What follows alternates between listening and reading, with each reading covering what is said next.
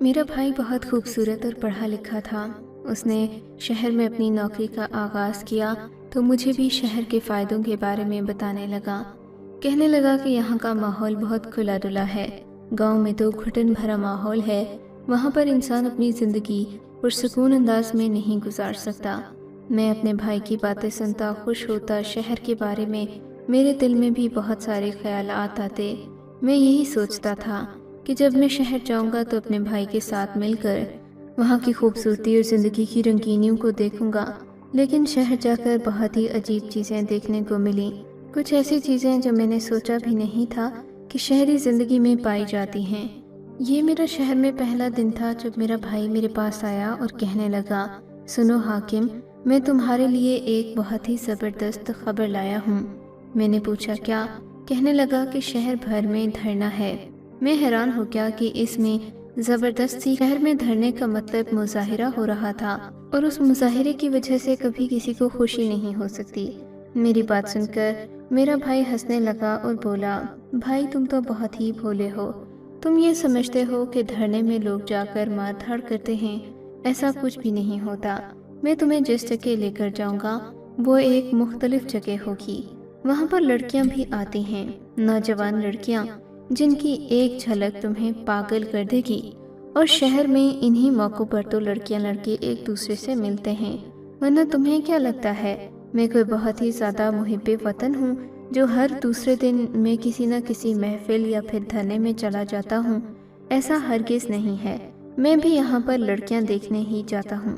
अगर तुम मेरे साथ चलोगे तो तुम दोबारा भी जाने की जिद करोगे और तुम्हें लगेगा कि तुमने इससे अच्छा काम जिंदगी में नहीं किया। भाई की बात सुनकर मैं भी हंस पड़ा था। भाई को हमेशा से खूबसूरत लड़कियां पसंद थीं, चाहे वो लड़कियां किसी की बहन, बीवी या बेटी क्यों ना हो। लेकिन मेरा भाई किसी बात की परवाह नहीं करता था। मैं अपने भाई से बड़ा मुतासिर हुआ था क्योंकि मैंने आज तक किसी औरत को करीब से नहीं देखा था। गांव का माहौल बड़ा ही सख्त था। यहाँ ऐसी वैसी खुराफातों की बिल्कुल भी इजाज़त नहीं थी और मुझे ये बात अच्छी भी लगती थी। लेकिन अब भाई ने शहर में होने वाले धरने का बताया तो मेरे दिल में भी तजस्सुस जाग उठा। धरने वाले दिन हम बहुत ही अच्छे से तैयार हुए। मेरे भाई ने मुझे एक एक झंडा दिया। हम लोग झंडा लेकर घर से मोटरसाइकिल पर बैठे और धरने वाली जगह पर पहुंच गए थे। वहां जाकर मैंने देखा बड़ी बड़ी रोशनियां और हर तरफ मुख्तलिफ उम्र के लोग थे। लेकिन जो बात मुझे सबसे ज़्यादा मुतासिर कुन लगी वो ये कि सभी लोग ज़्यादा पढ़े लिखे नज़र आ रहे थे। उनमें कोई भी अनपढ़ जाहिल या फिर मिस्त्री या मजदूर किस्म के लोग नहीं थे। सभी पढ़े लिखे लोग ही थे। तो मैंने यही सोचा कि जब सब लोग पढ़े लिखे हैं तो धरने में कोई बद इंतज़ामी नहीं होगी। लेकिन थोड़ी ही देर के बाद मेरी हैरत की इंतहा न रही जब लोगों के हजूम के दरमियान में आकर काले रंग की एक गाड़ी रुकी थी। उस गाड़ी को सभी लोग गौर से देखने लगे। मैंने देखा उस गाड़ी में एक औरत बैठी हुई थी। वो औरत धीरे धीरे गाड़ी से बाहर निकलने लगी। उसे देखकर सब लोग चुप हो गए और कुछ पीछे भी हट गए थे। वो औरत उम्मीद से थी। उसे देखकर लगता था जैसे ये 9 महीने से उम्मीद से है, लेकिन वो फिर भी धरने में आई थी। सब लोगों के सर इज्जत से झुक गए कि अगर एक औरत इस हालत में भी धरने में आई है तो फिर उसकी इज्जत ही करनी चाहिए। वो तो अपना हक और अपना फर्ज निभाने आई है। मुझे भी अच्छा लगा था, सो मैं खामोश उसे देख रहा था। फिर भाई ने मुझसे कहा कि इस औरत पर नजर रखना, देखना कि ये कहाँ जाती है। मैं अपने भाई की बात को समझ चुका था। उस औरत के पास पास ही रहने लगा। मैं नहीं जानता कि मेरे भाई के पास कोई ओहदा था या क्या, लेकिन वो हर वक्त ऐसी मालूमात इकट्ठी करके एक बंदे को पहुंचाता रहता था। वो बंदा बदले में भाई को तनख्वाह देता। भाई बड़ा खुश रहता था क्योंकि भाई को पैसों से ज़्यादा किसी चीज़ से गर्ज नहीं थी। सियासत और ये छोटी मोटी चीज़ें भी इन्होंने बस पैसों के लालच में ही शुरू की थीं। भैया जानते थे कि सियासत में अमीर लोग होते हैं, सो वो उनके करीब रहना चाहते थे। लेकिन आज मुझे अपने भाई को देखकर बड़ी ही हैरत हुई थी। वो बहुत ही बेबस और लाचार लग रहे थे। फिर वो मजमे से गायब हो गए। थोड़ी ही देर गुजरी होगी कि मैंने देखा दूसरी तरफ बहुत सारे सरगर्मियां हो रही थीं। मैं भागकर वहां चला गया। وہاں جا کر میں نے فقیر کو دیکھا جو کہ دھمال ڈال رہا تھا اور مختلف قسم کی باتیں بھی کر رہا تھا۔ جب میں اس پیر کے پاس کھڑا ہوا، میں تو ساری باتیں ہی بھول گیا۔ میں تو بھائی کی دی ہوئی وہ ساری ہدایات چھوڑ کر اس ملنگ آدمی کو دیکھنے لگا تھا۔ وہ ملنگ اپنی ہی مستی میں رقص کیے جا رہا تھا۔ اتنے میں ایک شور اور چیخ کی آواز سن کر میں نے پیچھے دیکھا۔ میرے پیچھے ایک بہت بڑا ہجوم لگ چکا تھا۔ وہ عورت جسے میں چھوڑ کر آیا تھا، جس پر مجھے نظر رکھنا تھی، وہ اس ہجوم میں ہی تھی، مجھے نظر نہیں آ رہی تھی۔ اب مجھے اس کی فکر ہو گئی، کیونکہ جس انداز سے بھائی نے کہا تھا کہ اس پر نظر رکھنا، اس سے تو ایسا ہی معلوم ہوتا تھا کہ وہ کوئی خاص عورت ہے یا پھر بھائی کی جاننے والی ہے۔ تبھی میں چپ کر کے واپس تیزی سے اس ہجوم کی طرف بھاگا۔ میں اس عورت کو دیکھنے کے لیے جیسے ہی آگے بڑھا، لوگوں نے مجھے دھکے دے کر پیچھے کر دیا۔ جب وہ عورت میری طرف دیکھ کر چلانے لگی، خدا کے لیے میری مدد کرو، میری مدد کرو۔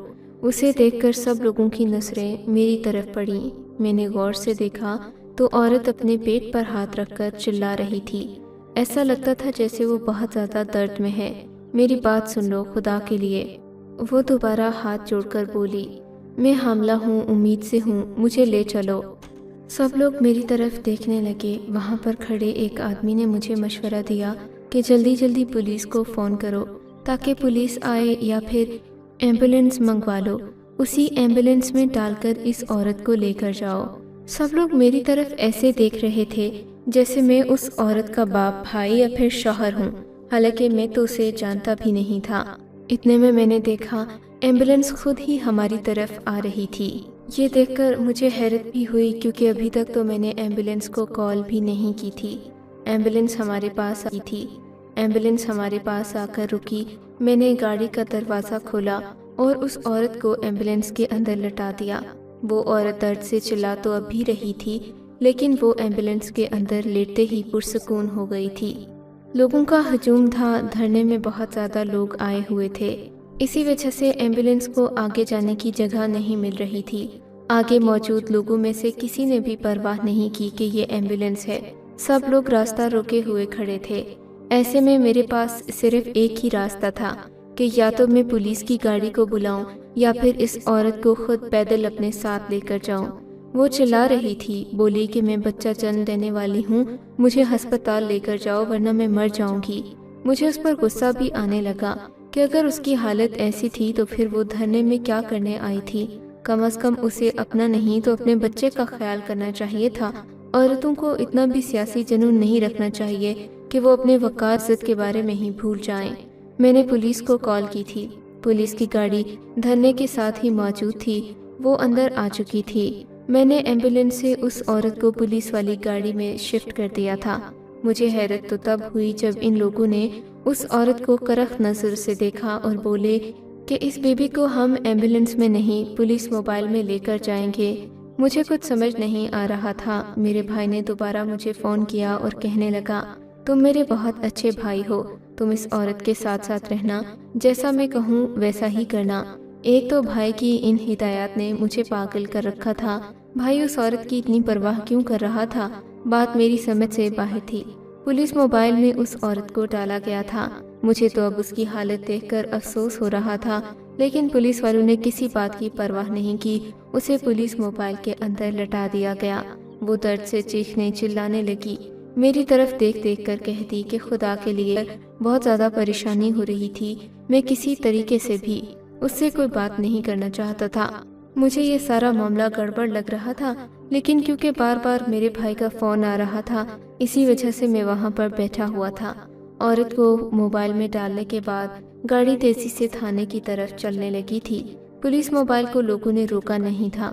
تھوڑی دیر کے بعد ہم لوگ تھانے میں پہنچ گئے۔ مجھے ان لوگوں پر حیرت ہو رہی تھی کہ ایک عورت جو بچہ پیدا کرنے والی ہے، اسے بجائے ہسپتال لے جانے کے یہ لوگ تھانے لے کر کیوں آئے ہیں۔ میں نے کانسٹیبل سے کہا بھی کہ یہ عورت امید سے ہے، اس پر رحم کرو، تم لوگ ایسی حالت میں اسے گھسیٹ رہے ہو، یہ اس کی صحت کے لیے ٹھیک نہیں۔ اس کانسٹیبل نے مجھے عجیب سی نظر سے دیکھا اور بولا، اچھا تو تم اس کے شوہر ہو؟ یہ کہہ کر اس نے مجھے گریبان سے پکڑا۔ گاڑی سے اتارا اور پھر جا کر پولیس سیل میں بند کر دیا۔ میری تو جان ہی نکل گئی، میں جو کب سے اس کے ساتھ کھڑا ایک محافظ کی طرح کھڑا تھا، اس آدمی نے تو مجھے ہی پکڑ لیا، حالانکہ میرا کوئی قصور نہیں تھا۔ اب میں جیل میں بیٹھا یہ سوچ رہا تھا کہ آخر اس عورت کے پیچھے کیا کہانی ہے، اسے میرے ساتھ کیوں جوڑا جا رہا ہے، جبکہ میں تو اسے جانتا بھی نہیں۔ تھوڑی دیر کے بعد ایک پولیس والے نے سیل کا دروازہ کھولا اور آ کر بولا، آؤ آ کر اپنی بیوی سے مل لو۔ مجھے حیرت ہونے لگی، میری تو کوئی بیوی ہی نہیں تو میں کس سے ملوں؟ میرے چہرے پر حیرت تھی۔ اچھا تو کیا تم یہیں رہنا پسند کرو گے؟ اس نے یہ کہہ کر سیل کا دروازہ بند کرنے کی کوشش کی، لیکن پھر میں نے اسے روک لیا۔ میں اس عورت سے بات چیت کرنا چاہتا تھا کہ آخر کیا بات ہے، کیا وجہ ہے کہ وہ مجھ سے اتنی بڑی بات کی توقع کر رہی ہے جبکہ میں اسے جانتا تک نہیں۔ میں اس کے پاس آ گیا، مجھے دوسرے سیل میں لے جایا گیا۔ یہ دیکھ کر میری تو حیرت کی انتہا نہ رہی کہ اندر کافی سارے لوگ اور بھی بند تھے۔ جبکہ ایک خاص کمرے کا دروازہ کھولا گیا تو میں نے دیکھا سامنے وہ مہارانی بیٹھی ہوئی تھی، لیکن اس کی حالت دیکھ کر میرے تو قدموں تلے سے زمین نکل گئی، پر مجھے خاموش رہنا تھا، اسی لیے میں چپ رہا۔ آپ یہاں؟ میری بات سن کر وہ ہنس پڑی۔ ہاں، میں نے اور کہاں جانا تھا، یہ تھانہ ہی تو میرے لیے آرام گاہ ہے، اس نے بڑے اطمینان سے کہا تھا۔